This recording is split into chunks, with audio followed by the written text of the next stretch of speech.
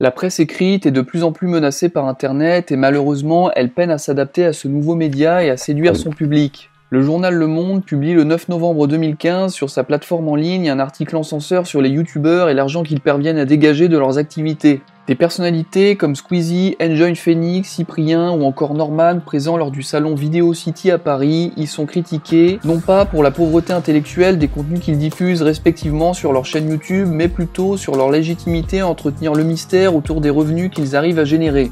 Un flou qui dérange les journaux et permet d'attirer le citoyen curieux et jaloux en quête d'une info croustillante à se mettre sous la dent. On apprend d'ailleurs que le fameux youtubeur numéro 1 dégage près de 6,7 millions de dollars par an avec son activité, de quoi réveiller les plus bas instincts de certains lecteurs du journal et ainsi s'assurer un article plein de buzz, de clics et de tralala. Néanmoins, les youtubeurs populaires s'appuient en grande majorité sur un système économique bientôt vieux de plus d'un siècle, celui de la publicité. La publicité est partout, ne l'oublions pas, et surtout sur le site du journal Le Monde. La publicité permet de générer des revenus sur les contenus proposés gratuitement via des canaux de diffusion comme YouTube, mais aussi des sites web ou encore la télévision. Elle génère des revenus selon un principe simple, plus d'audimat, plus de revenus. La télévision est d'ailleurs l'une des pionnières dans le domaine avec à ses côtés la presse écrite. Il est donc nécessaire d'attirer les visiteurs sur ces contenus pour engranger plus d'argent et attirer de plus en plus d'annonceurs. Sur Internet, la publicité fonctionne selon ce principe. Sur les sites Internet, on génère des revenus en fonction du nombre de vues ou en fonction du nombre de clics.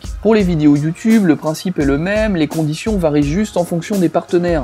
PewDiePie arrive à gagner 6,7 millions de dollars par an, ne proposant au maximum que 2 vidéos très courtes par jour. Qu'en est-il alors des chaînes de télévision qui diffusent bien plus de 10 minutes de contenu journalier? Pourquoi ne mettons pas en avant les manies de Bernard Arnault, première fortune de France, qui refuse d'être filmé en hélicoptère ou d'afficher ses richesses? Doit-il se comporter comme un rappeur américain et exhiber fièrement son or autour du cou? La vraie source de revenus des youtubeurs, c'est les annonceurs et eux seuls décident qui fera une aubaine pour cibler la clientèle et écouler leurs marchandises, relayant les Norman et les Cyprien au rang de simples panneaux publicitaires. Ceux qu'on prend pour des délinquants du web participent pourtant à la création d'une nouvelle économie alors que le monde du travail est de plus en plus difficile, ils ont réussi à s'adapter et à se faire une place sur le marché du divertissement. Leur société participe activement à la répartition des richesses, n'oublions pas que les impôts en France sont parmi les plus élevés du monde et desservent, normalement, la société entière en s'intégrant par exemple au budget de l'éducation ou de la santé. Les youtubeurs sont aujourd'hui mis en lumière par les médias et certains vautours n'hésitent pas à critiquer honteusement les gains qui découlent d'une nouvelle économie émergente, alors que la télévision ou la presse récoltent leurs revenus de la même manière et dans une éthique parfois bien plus critiquable.